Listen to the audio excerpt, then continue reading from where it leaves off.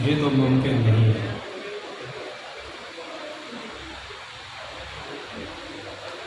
हदिया नात के लिए मैं दावत दूंगा जनाब